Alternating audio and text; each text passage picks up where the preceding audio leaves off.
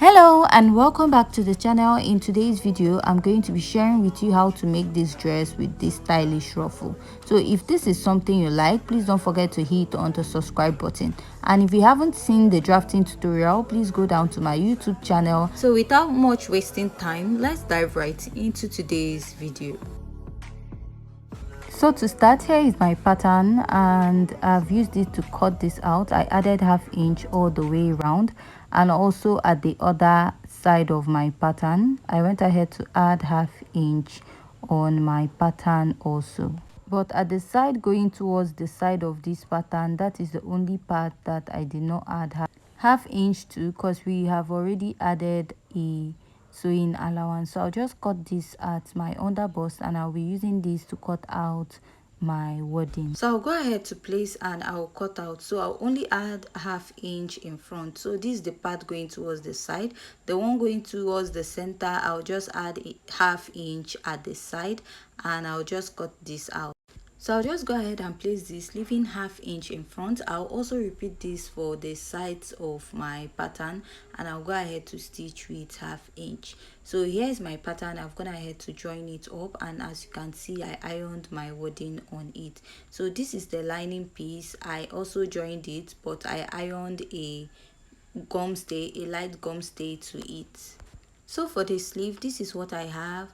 I merged my two sleeves together because I don't want to have a joining on the shoulder, and this is the main fabric. I had to join it because I had little fabric remaining, and I will use the lining to turn it. So I'll place the lining on the fabric and I'll stitch with ½ inch on both sides and repeat it at the other side also. So after I'm done turning, this is what I have for both sides of the sleeve, and I'll be attaching it to the dress. So I'll go ahead and take one side of the sleeve and I will place and go ahead to pin it down. And I will also go ahead to pick the other side pin. So you can just go ahead and stitch this down with ½ inch before placing your lining, but I'm just going to place my lining at once and I'll just run a stitch on it on the sewing machine together. But before going ahead to stitch, I'm just going to go ahead to pin this all the way around, and after I'm done pinning, I'll go over to the sewing machine and I will stitch with ½ inch all the way around my pattern. And after stitching that, I'll just go ahead and give it a good notch round it also and cut out the excess lining that I have. So after that, I'll flip it to the right side.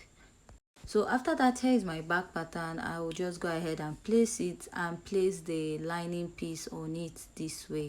So now I'm going to run a stitch ½ inch round and I'll also repeat it at the other side. So next, here is my skirt pattern and I'm going to be turning it up with my lining. So I'm just going to go ahead and place and trace out my lining. So for the lining, I'll just cut out few inches because I want to give it a turn up effect. I'll open it up this way and I'll place my lining on it, and then I will take the lower part, place together, stitch with ½ inch. After stitching with ½ inch, I'm going to go ahead and pull up my fabric this way. I'll pull it up and I'll be measuring 1 inch, that is ½ inch from that part that I joined with the lining and the fabric together. I don't know if you're understanding. And after that, I'll also repeat this at the other side. So if you do that, you notice that your lining is meeting up, and I'll stitch with ½ inch on both sides. So for the back pattern, I'll go ahead and insert that on it, and after that I'll just go ahead to join my back skirt to the back pattern at the upper part. So what I'll do is just to place it this way and I'll be stitching it up with ½ inch. So next, I'll place my pattern together and I'll be marking 1 inch from the center point. So this will be serving as my zipper allowance and also the part I will stitch down, and I'll create a slit at the back of the dress also. So I'll measure about 7 inches down, and that is where I'll go ahead and stitch from that part to this point. and insert zip at the upper part, and I'll also mark 1 inch on top for my zipper allowance. So I'll head over to my sewing machine and I'm going to do that. After that, this is what I have, and next, this is my front pattern. I'm done sewing it, and what I'll do now is to join it together with 1/2 inch. So after joining this, I'm going to place it together with my back pattern and I'll start taking my measurement. I'll place my tape, mark my underbust. After that, I'm going to go ahead to mark my waist point. After I'm done marking that, I'll place and mark my bust point, which is 9 inches, and from my waistline I'll measure 7 inches for the hip point. So to mark my measurements, I'll measure what I have here. So what I have is about 6.5, and my bust circumference is 33 divided by 2. 33 divided by 2 will give me 16.5. So taking out these 6 inches that I have from 16.5, I'll have 10 inches remaining.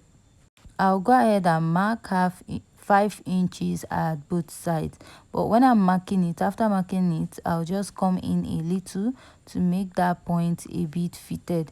This is optional. You can just go ahead to mark your exact measurements, but I like my body, the upper part, very fitted and tight, so I'll do that on the other side also. Mark that 5.5, sorry, that 5 inches there and coming. So I'll go ahead and measure what I have at the center. I have 5.5 inches. My underbust circumference is 28 divided by 2, I have 14. So if you take 5.5 inches away from 14, you'll be having 9.5. So that remaining 9.5, I'll be sharing it on both sides of my pattern. So this is a method of shaping a bustier so that your dart lines will be at your bust or under your bust. And I'll mark this on the other side. Then going over to my waist and my under bust is the same, and I'll just go ahead and use the same thing at that point. If yours is not the same, just go ahead and remeasure and calculate what you have there. Coming down to the lower part, I'll just go ahead and measure what I have at the hip point, and I'll be inserting my hip circumference at that point. So after marking that, I want the lower part of my dress to be fitted. I'll just go in by 1.5 or 2 inches and go ahead to connect, and I will stitch this down. So after stitching, this is what I have. So I'll take the sleeve and I'll tack it down at the back of my dress. And after tacking down, this is what my dress looks like. Now we are going to work on the ruffle. So for your ruffle, you'll be needing about 4 yards of organza or 6, but I have 4 yards. So if you don't want your ruffle to be so big, you can use 4 yards. So that 4 yards, I'll cut it into 2. So that means I'll be sharing 2 yards on both sides of the ruffle. And after that, I'll just go ahead and cut one side into 3 pieces. So on one side now, I have 3 pieces. So the 2 yards, I cut one side into 3 pieces, and I'll just go ahead to run a gather stitch around it. So you can go ahead to fold it in before running your gather stitch, but because of time, I just went ahead to run my gather stitch directly. So this is what I have. On the 3 parts, you'll be running a gather stitch on it. So for this dress, you can go ahead to create this on another fabric and then attach it on it, or you can just sew it directly to it. So what I will do is just to take my pin and I'll be pinning it down. So you need to pin this before you go over to the sewing machine to sew, so that it's going to follow a particular pattern. So on one side of the sleeve, I have about 3 ruffles there. So I'll pin it going towards the zipper side of my dress. After pinning this, I'll also repeat this on the other side. But I'll go ahead and work with this side first. So after pinning this side, I'll take the other ruffle and I'm going to pin. So I'm just going to go ahead to also pin this, and I will be pinning it also on the sleeve. So when you're pinning this, you want to be careful the area or the part that you're pinning it or just like I said, you can make like a structured sleeve, attach this on it and then pin it to the dress and tack it down. After pinning this part,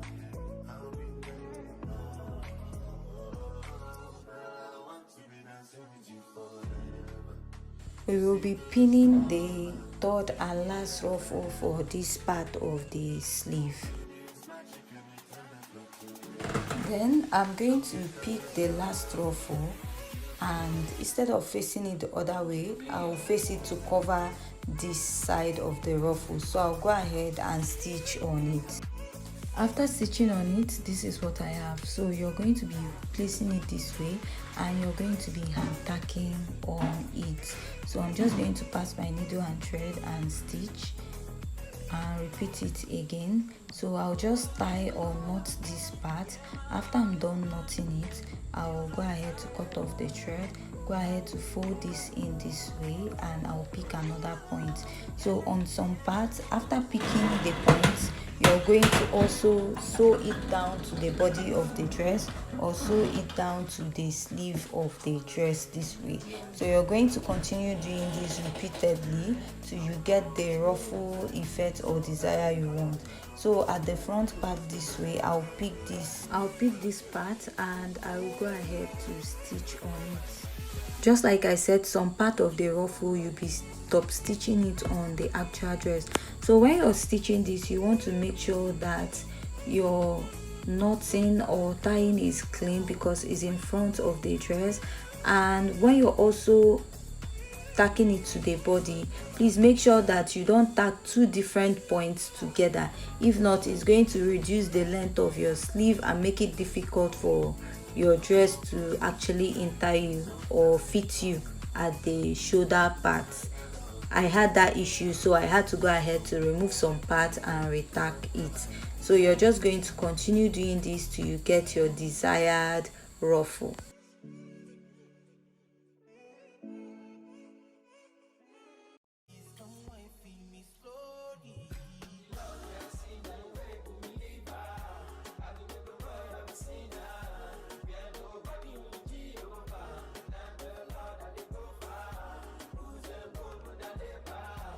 So you're actually going to pick this at different points. So after you're done or you're okay with the ruffle, you need the person that is going to put on this dress to actually come and fit it, because you still have to hand tag some place because you might be okay with the ruffle you have. So if the person should put it on, you might not really, some parts might be dropping and you need to like fit it on the person and then hand tag it.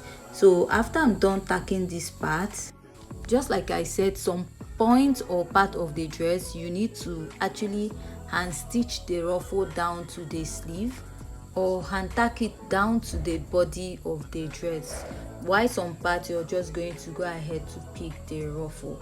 And if you're finding it difficult to do this with your dress, you can just put on the dress on the mannequin. That way it will help you know the area or the point you should be picking. But I don't have a mannequin with me right here, so I'm just going to do it without that. So after that, I'll go ahead and pick another point. So this is going towards the back, and if you notice when you're doing this at the back, you have to be careful because of your zipper. If not, if your ruffle enters your zipper, your dress, it might be difficult for you to open it up. And even while you're stitching it, you should avoid stitching it down at the zipper point or the allowance at the zipper part. Like that 1 inch or 1.5 inches you left at the zipper part to attach your zip, most times after sewing your zip, it comes out at the back. So when you're stitching this, you should also be careful to avoid stitching on that part. So you're going to continue picking the point and also attacking it on some parts on the dress till you get a desired result. So I'm okay with this, and I'll repeat this on the other side. So this is what I have on this side right now, and after I'm done sewing the other side, this is what I have. So if you find this tutorial very interesting and educative, please don't forget to hit on the subscribe button, give this video a thumbs up, and please don't forget to follow us on our next tutorial. Thanks.